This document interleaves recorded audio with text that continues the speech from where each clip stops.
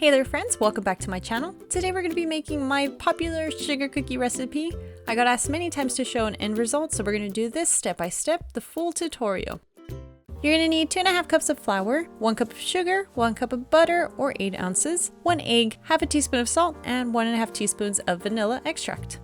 Get a clean bowl and we're going to put our room temperature softened butter in there and give it a good mix. And then we're going to add in our sugar to this and combine it all well.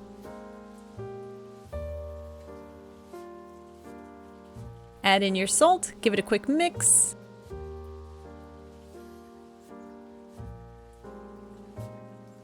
And don't forget to scrape everything down with a spatula, so this incorporates all the ingredients well. Add in your egg to that and combine it all well.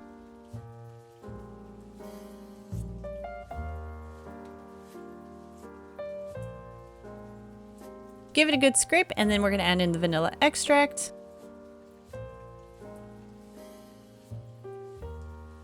Scrape it one more time, and then I like to add my flour a third at a time. So here's my first portion. I'm going to mix that in.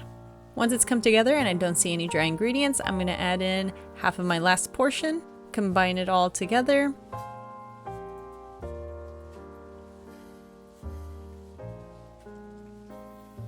And finally, that last portion of flour. I'm going to just mix this all together and then finish combining it with my hand. You can also preheat your oven to 350 degrees now. And once this all comes together, I'm going to wrap it in some saran wrap and stick it in the fridge for at least 20 minutes just to cool it a little bit.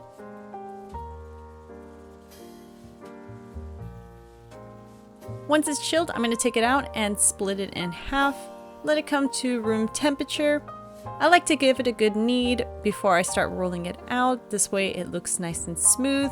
So on a lightly floured surface, I'm just going to be rolling this out.